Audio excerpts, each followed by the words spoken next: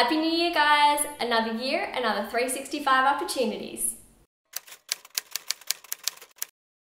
Hey guys, welcome back to my channel. I hope you've all had an amazing New Year's Eve, and I wanted to share with you 10 goal setting hacks today because being the new year, I want to make sure that 2018 is going to be your most organized, most productive, most amazing year yet. So I hope you guys enjoy, and I've actually got another video out this week for you on my other channel, Wellness with Jess.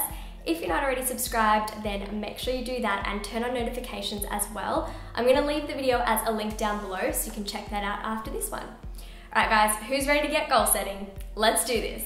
Now the first hack is to set aside an afternoon to actually review the year that was. Before you start thinking about what you want to accomplish going forward, have a think about what you've already achieved and also what you might want to do differently. And make sure to write this down. Then think about what you truly value in life and write this down on a separate piece of paper. So these are your core values, the things that you really want to be prioritizing. And that could be your health, education, family and relationships. It could be financial success. It's whatever is really important to you. Now this is an exercise that I picked up when reading The Life Plan by Shauna Kennedy, which you guys know is one of my favorite books. Another one of my favorite goal setting books is The Desire Map by Danielle Laporte, although I don't think I have it in the apartment here because I left it with my parents when Adam and I moved up to Sydney, but it is a fantastic book and it really does turn goal setting on its head.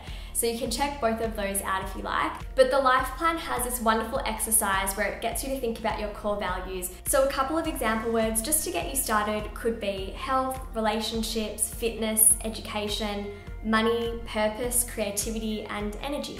Now once you've defined your values, you're going to use these to help you set your goals for 2018.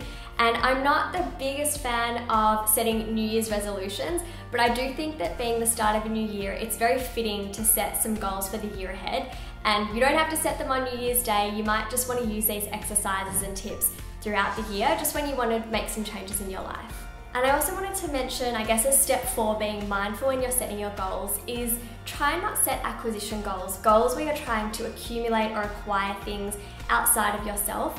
They're quite superficial and they're very empty. They're not going to help motivate you to really make these positive changes.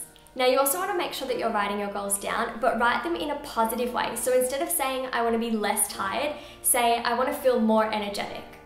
And I think I've actually always written my goals down in a positive way, purely because you want to focus on what you want to have as opposed to setting your mind on things that you don't want anymore.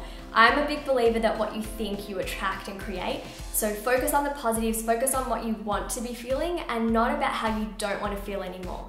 Now once you've got your big goals set, you want to actually break them down into sub-goals and get as specific as you possibly can. The more specific you get, the easier it is to make a plan of attack and make sure that you're checking things off as you go.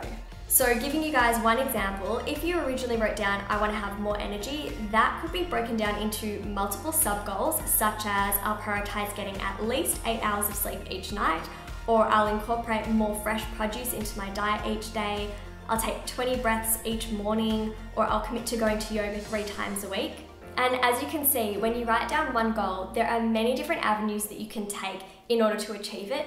And often a holistic approach is better. So like I just mentioned, if you wanted more energy, then it's not just about exercising more or just sleeping more or just eating well. It's actually a combination of many things. Often I hear people say that you want to write down and pencil your goals into your diary. So having a specific date that you want to achieve them by.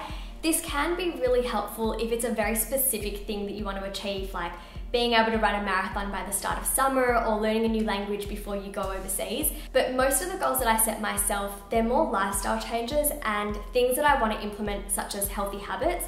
So I don't really have any specific end dates in mind, but if you want, you can display them in your diary or your calendar and actually pencil them in. It's just depending on the kind of goals that you set, you don't always have to do that. Now we also have to be realistic and say that even though we are committing to our goals and we want to focus on the positives, sometimes there will be barriers. So have a think about the sort of things that might actually stop you from achieving your goals and write them down.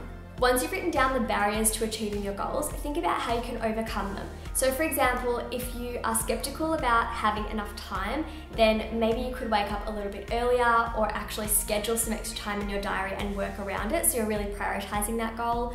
Maybe it's a very expensive goal that you want to achieve, so there might be some more cost-effective avenues to take.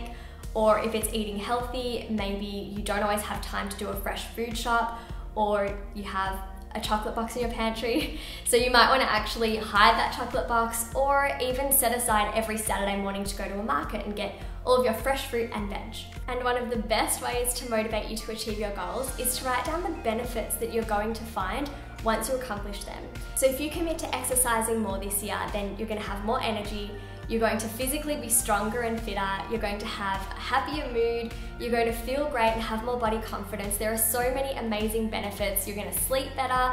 So think about the benefits associated with your goals and write them down, display them somewhere, because trust me, that is exactly what's going to boost your motivation and keep you persevering.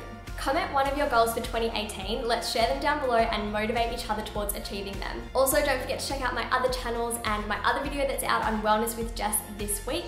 And I'll see you guys next week with another video. Mwah! Happy New Year, guys!